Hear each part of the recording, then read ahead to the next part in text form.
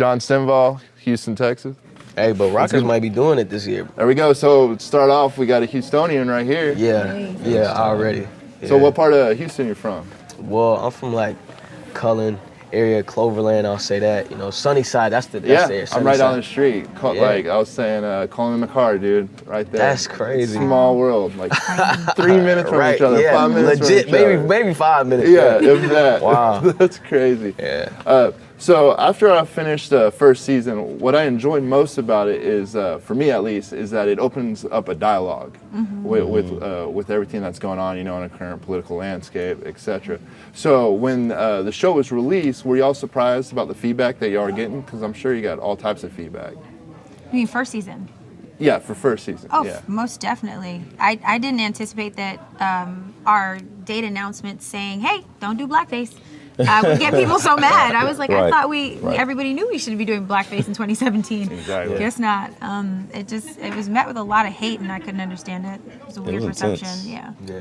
I was actually surprised about how much love it actually received too, because of the title. We were warned that it would have, you know, some negative consequences or whatever because of the name, but I think the people that get turned off from the name are like exactly the type of people that need to be seeing the show. Exactly. You know? Right. Exactly. And when people watched it, they loved it, you know. So I think the fact that we were able to start a conversation is what matters anyway. So what does the show like mean to you?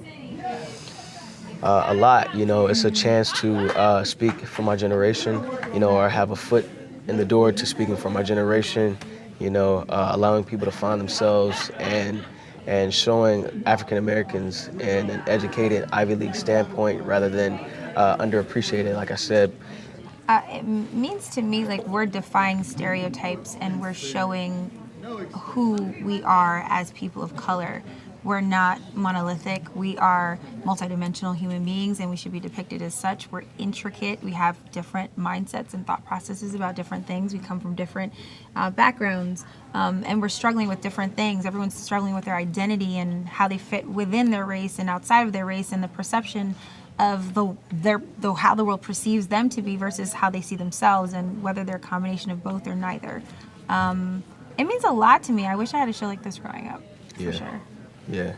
It means just the importance, I think, especially for people of color, black people, marginalized communities, just self-care, self-love. Like, we go through a lot, all people. And I think it's important to have that self-care and self-love, you know, from healthy dialogue and conversation with people about stuff that bothers you to, like, self-acceptance, you know. And acknowledging microaggressions that usually would make you feel like you were going crazy. Like, wait, did you? Then you see it on the show and you're like, yo, I'm not crazy. Like, that's totally out of pocket. Yeah.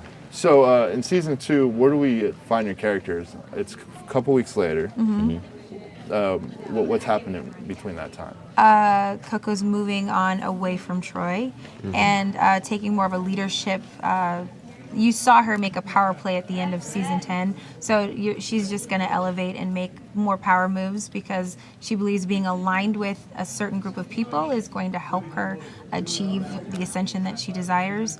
And she deals with, you know, some dark moments, but I think that's life. We all have ups and downs, but it's nice to see her bounce back.